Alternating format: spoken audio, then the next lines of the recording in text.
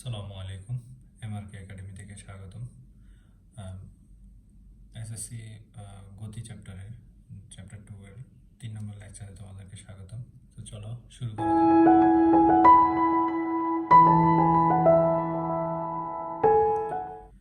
এখানে দেখা যাচ্ছে একটা অঙ্ক দেয়া আছে, সেটা হচ্ছে একটা পরন্ত বস্তু, মুক্ত পরন্ত বস্তু এই বিন্দুতে ছিল, যেটা স্থির অবস্থায় ছিল, কোনো বেগ নাই, অর্থাৎ আদি বেগ 0। এই বিন্দু থেকে বি বিন্দুতে আসলো মুক্ত করতে করতে, বি বিন্দুতে আসতে সময় লাগছে 10 সেকেন্ড, বেগ হচ্ছে তখন 98 মিটার পার সেকেন্ড।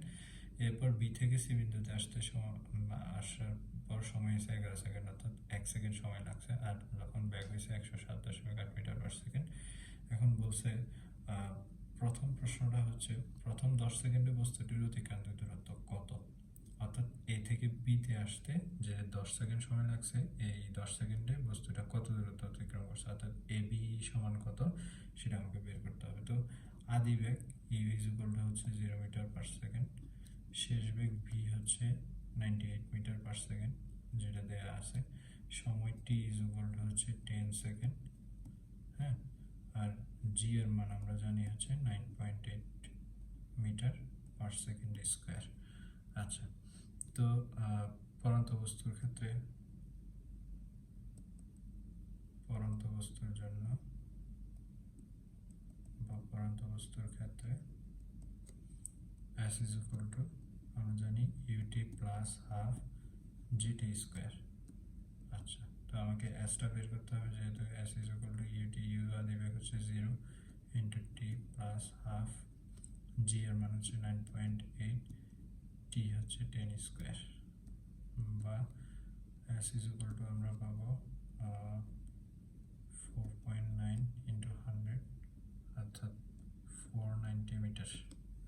আচ্ছা, তাহলে বস্তুটি প্রথম 10 সেকেন্ডে, অর্থাৎ এ থেকে বি এর দূরত্ব হচ্ছে 490 মিটার, এটা পেয়ে গেলাম।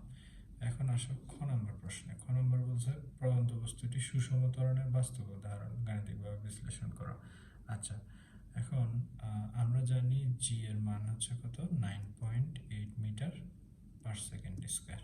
তাহলে আমরা যদি বের করে দিতে পারি যে প্রতি সেকেন্ডে ব্যাগের পরিবর্তন বা হচ্ছে 9.8 মিটার পার সেকেন্ড, তাহলে হয়ে যাবে, তাহলে আমাদের প্রমাণটা হয়ে যাবে, অর্থাৎ সুষম ত্বরণে বস্তুটা পরন্ত বস্তুটা সুষম ত্বরণে চলতেছে, সেটা প্রমাণ হয়ে যাবে। তো আমরা দেখি প্রথম 10 সেকেন্ডে বস্তুটি ব্যাগ হচ্ছে কত, 98 মিটার পার সেকেন্ড। আচ্ছা, বা প্রথম না 10তম সেকেন্ডে বস্তুটির ব্যাগ হচ্ছে এত, আর 11তম সেকেন্ডে বস্তুটির ব্যাগ হচ্ছে 107.8 মিটার পার সেকেন্ড। আচ্ছা, তো সুতরাং 1 সেকেন্ডের ব্যবধানে ব্যাগ বৃদ্ধি, 1 সেকেন্ডের ব্যবধানে ব্যাগ বৃদ্ধি ইজ ইকুয়াল টু হচ্ছে 107.8 মাইনাস 98 মিটার পার সেকেন্ড সমান হচ্ছে 9.8 মিটার পার সেকেন্ড, বিয়োগ করলে এটা পাবো। তাহলে দেখা যাচ্ছে 1 সেকেন্ড সময়ের ব্যবধানে ব্যাগ বৃদ্ধি পেয়েছে 9.8 মিটার পার সেকেন্ড, তার মানে ত্বরণ হচ্ছে 9.8 মিটার পার সেকেন্ড স্কোয়ার। তাহলে আমাদের প্রমাণটা হয়ে গেল যে সুষম ত্বরণের বাস্তব উদাহরণ এটা।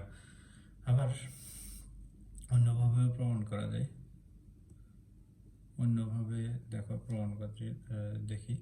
অন্যভাবে দেখো, প্রথম ক্ষেত্রে বি বিন্দুতে, অর্থাৎ বি বিন্দুতে ইউ, বি বিন্দুর জন্য ইউ হচ্ছে 0 মিটার পার সেকেন্ড, ভি হচ্ছে 98 মিটার পার সেকেন্ড, সময় টি হচ্ছে 10 সেকেন্ড, জিটা আমাকে বের করতে হবে। তো আমরা জানি v is equal to u plus GT.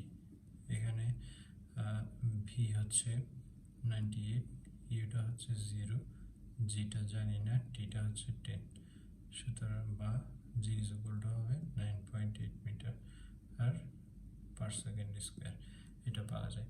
আবার অনুরূপভাবে সি বিন্দুর ক্ষেত্রে সি বিন্দুতে যেটা পাওয়া যায় সেটা হচ্ছে সি বিন্দুর ক্ষেত্রে আদি বেগ is equal to 0 metre per second. এই ক্ষেত্রে ভি বেগটা চেঞ্জ হবে 107.8 মিটার পার সেকেন্ড। সময় টি ইজ ইকুয়াল টু হচ্ছে 11 সেকেন্ড। সেক্ষেত্রে একই রকম v is equal to u plus gt এই সূত্রটা প্রয়োগ করে ভি এর মান হচ্ছে 107.8 মিটার পার সেকেন্ড। ইউ আদি বেগ হচ্ছে 0, জি হচ্ছে বের করতে হবে, টিটা হচ্ছে 11। তো এখানে দেখো 107.8কে 11 দিয়ে ভাগ করে আমরা পাচ্ছি হচ্ছে 9.8 মিটার পার সেকেন্ড স্কোয়ার। আচ্ছা, তো দুই ক্ষেত্রেই দেখা যাচ্ছে উপযুক্ত অর্থাৎ দুই ক্ষেত্রেই আমরা বলতে পারি যে দুই ক্ষেত্রেই আমরা জি এর মান পাচ্ছি 9.8 মিটার পার সেকেন্ড স্কোয়ার। অর্থাৎ ত্বরণটা সুষম, ত্বরণ চেঞ্জ হচ্ছে না, সময়ের সাথে সাথে ত্বরণের পরিবর্তন হচ্ছে না, ত্বরণটা সেম থাকতেছে। অর্থাৎ পরন্ত বস্তুর ক্ষেত্রে পরন্ত বস্তুটা সুষম ত্বরণের একটা বাস্তব উদাহরণ।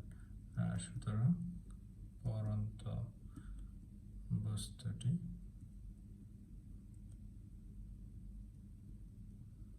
সুষম ত্বরণের